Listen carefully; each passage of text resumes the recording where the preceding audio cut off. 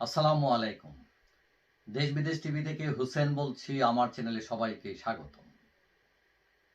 একটা কথা আছে যে যার বিয়া তার খবর নাই, পাড়াপড়শির ঘুম নাই। এখন আওয়ামী লীগের নেতৃত্ব বদলাই ফেলতেছেন সেনাবাহিনীরা, আওয়ামী লীগের নেতৃত্ব বদলাই ফেলতেছে সরকার, কিন্তু আওয়ামী লীগই জানে না, শেখ হাসিনা জানে না। এখন এই যে খবরটা বেরিয়েছে যে শিরিন শারমিন, সাবের হোসেন চৌধুরী, তাপস এদের নেতৃত্বে নতুন আওয়ামী লীগ, বিশুদ্ধ আওয়ামী লীগ আসবে এবং সরকার তো কপারেট করবে, সেটা সেনাবাহিনী করবে।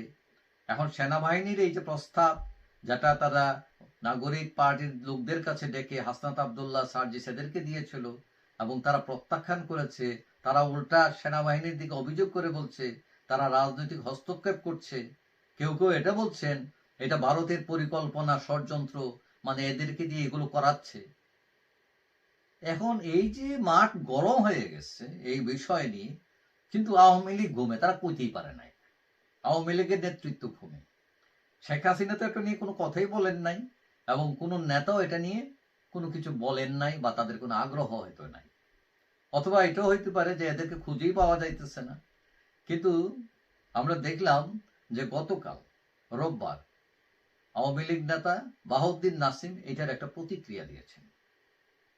এখন তিনি কি বলছেন যে হাসিনা ছাড়া আওয়ামী লীগ বা অন্যদের নেতৃত্বে আওয়ামী লীগ তারা মানবেন কি মানছেন না, কি বলছেন তিনি। এখন বাহাউদ্দিন নাসিম তার বক্তব্যে বলছেন যে এই যে চলমান বিষয়টি নিয়ে কথা হচ্ছে, ওই যে নতুন নেতৃত্ব, এই বিষয়ে তার জানা নেই। এবং তিনি এটাও বলছেন যে শেখ হাসিনা বরাবরই নির্বাচিত নেত্রী এবং তিনি এখনো দায়িত্ব পালন করছেন আওয়ামী লীগের, এবং আওয়ামী লীগকে ঘিরে যা ঘটবে তা শেখ হাসিনার নেতৃত্বেই ঘটবে এবং সেখানে হাসিনাই থাকবেন। তার বক্তব্যে বোঝা গেল তিনি হাসিনার প্রতি অনুগত এখনো। এবং আমরা এটাও জানি যে বাহাউদ্দিন নাসিম তিনি শেখ হাসিনার আত্মীয়। এছাড়াও শেখ পরিবারের অনেক লোক আছেন এই আওয়ামী লীগের নেতৃত্বে। তবে বাহাউদ্দিন নাসিম ও নানক ছাড়া কাউকে খুব একটা অ্যাক্টিভ দেখা যায়নি, কোথাও অনলাইনেও না। 7 মাস চলে গেল, এটা নিয়ে অনেক সমালোচনা আসছে। অনেকে বলছেন শেখ পরিবার এরা বেঈমান, এরা বিপদের সময় তারা নাই, শেখ হাসিনা ছাড়া কাউকে খুঁজে পাওয়া যাচ্ছে না। এখন শেখ হাসিনা অনেক সমালোচিত হলেও এটাও সত্য, দলে কিন্তু এখনো তিনি ব্যাপক জনপ্রিয়, তার কোনো বিকল্প নাই তার দলে। তবে সরকার চাইলে একটি বিকল্প আওয়ামী লীগ তৈরি করতেই পারে। এর আগে আমরা কিংস পার্টি দেখেছি তৃণমূল অমুক সমুক। এখন শেখ হাসিনার নেতৃত্ব নিয়েও প্রশ্ন উঠেছে। এই যে আওয়ামী লীগের 15 বছরের ইতিহাসে আওয়ামী লীগ অনেক উন্নয়ন করলেও তার বিরুদ্ধে হত্যা, গুম, খুন, জোর করে ক্ষমতায় থাকা অনেক অভিযোগ।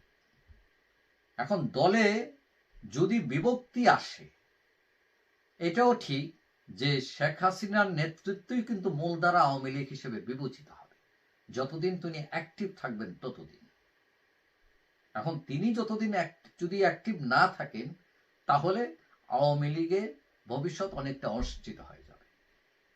আমরা দেখেছি অতীতে যে মূলধারার, আজকে ধরেন তারেক জিয়া, খালেদা জিয়া, তারা আছেন। আজকে যদি বিএনপি ভেঙেছ, কিন্তু এরা আর খুব একটা টিকে থাকে না। আওয়ামী লীগও ভাঙছে, বাকশাল হয়ে গেছিল, কিন্তু এর আগে গাজী সাহেবের একটা ছিল, মিজান চৌধুরীর ছিল, কিন্তু কি হয়েছে, এইগুলো পরে দেখা যায় সাইনবিট ভিত্তিক দলে রূপান্তরিত হয়েছে, অথবা কেউ কেউ আবার ফিরে এসছেন, এইরকমও হয়।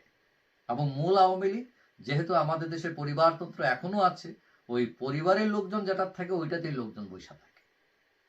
তবে এই যে নতুন ধারার রাজনীতির কথা বলা হচ্ছে, বিভিন্ন ধরনের সংস্কারের কথা বলা হচ্ছে, এগুলো করার পর মানুষের মন মানসিকতা হয়তো চেঞ্জ হতে পারে, পরিবারতন্ত্র আস্তে আস্তে বিলুপ্ত হতে পারে, তবে সেটা হয়তো হতে সময় লাগবে।